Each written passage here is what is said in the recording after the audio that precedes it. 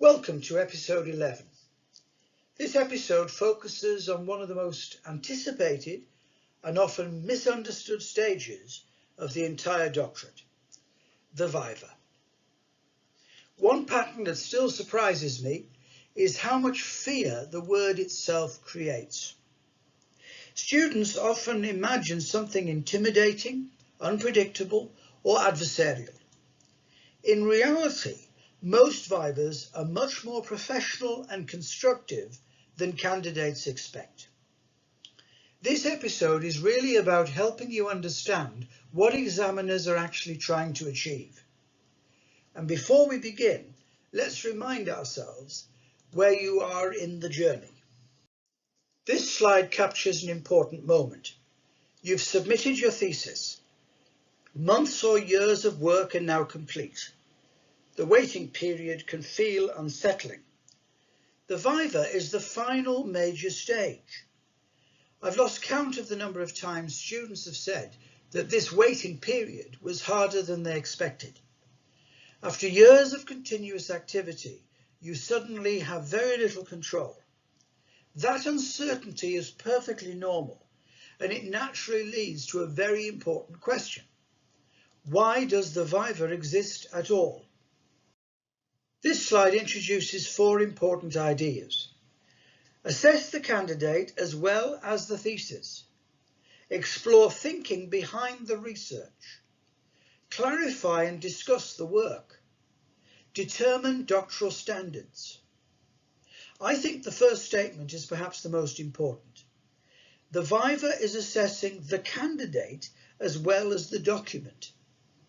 One thing I wish more students understood is that the thesis has already told much of the story. The viva simply allows examiners to understand the person behind the work. And once we understand that, several common misconceptions begin to disappear.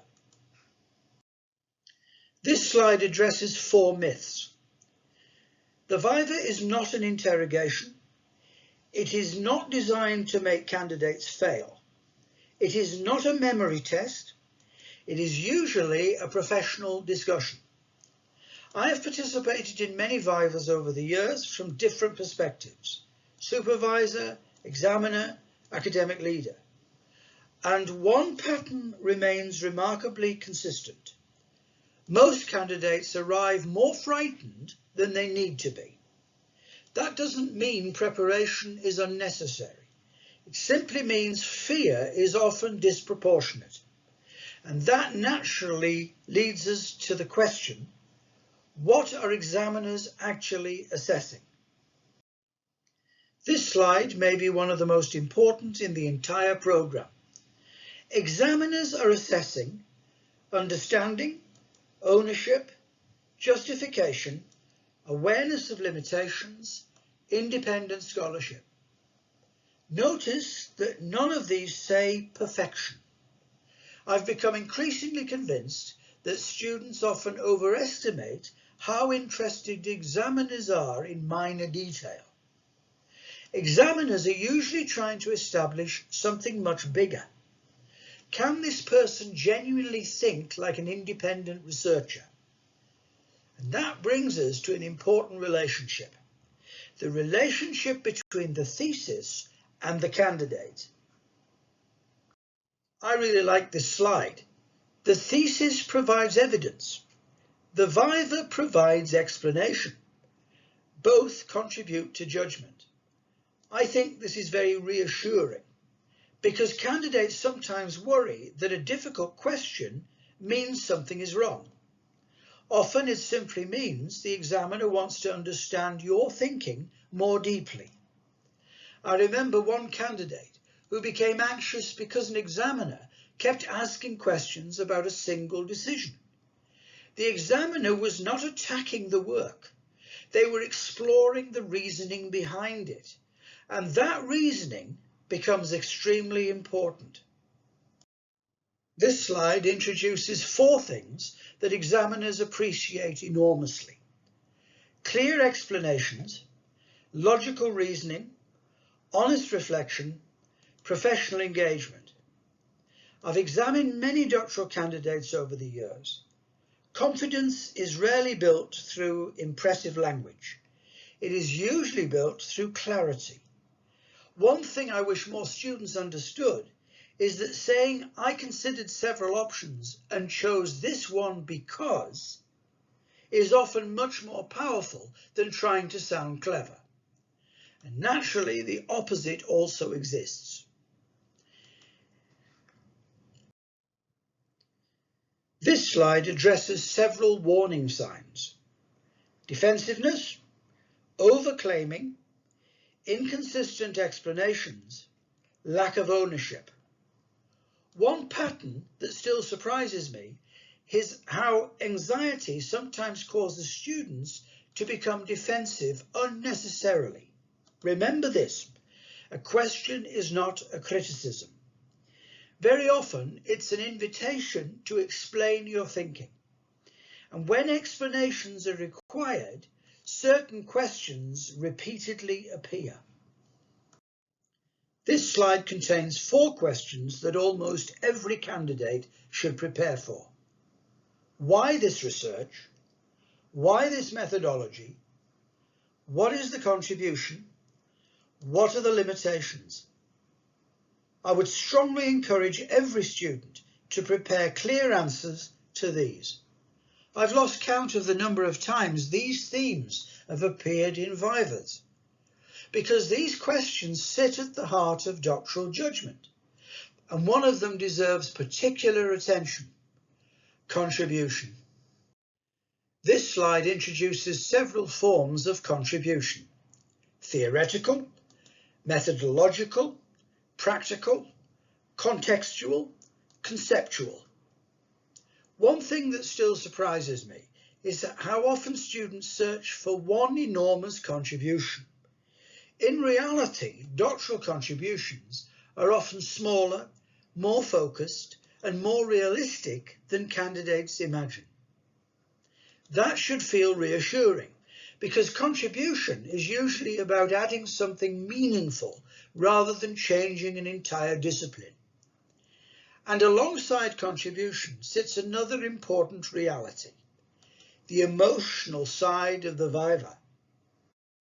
This slide captures something almost everybody experiences: managing anxiety, responding to challenge, maintaining confidence, thinking clearly. These experiences are normal. I've become less certain that calm candidates are those who feel no anxiety. I've become more certain that successful candidates learn how to function despite anxiety. That is a very different thing, and preparation plays an enormous role here. This slide introduces 4 excellent habits: reread the thesis, review key decisions, prepare explanations, focus on understanding. One thing I wish more students understood is that understanding is far more important than memorization. You do not need to memorize your thesis.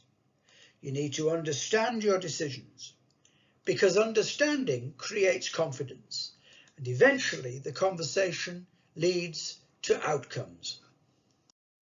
This slide introduces 4 possible outcomes: pass, minor corrections, major corrections, resubmission. I want to normalize something here. Minor corrections are extremely common. I've lost count of the number of excellent theses that received minor corrections. Corrections are not necessarily signs of failure. Very often they're signs of refinement. This brings us to what I think is the most important question of all. I think this may be my favourite slide in the entire episode.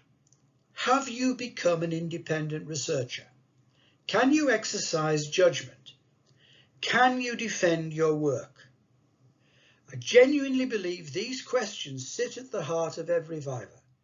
Everything else is supporting evidence. The viva is not trying to establish whether you are perfect. It is trying to establish whether you can now operate independently as a researcher. And perhaps that is why the final reflection questions matter so much. This slide asks three excellent questions. What is your strongest contribution? What have you learned about yourself? How has the doctorate changed you?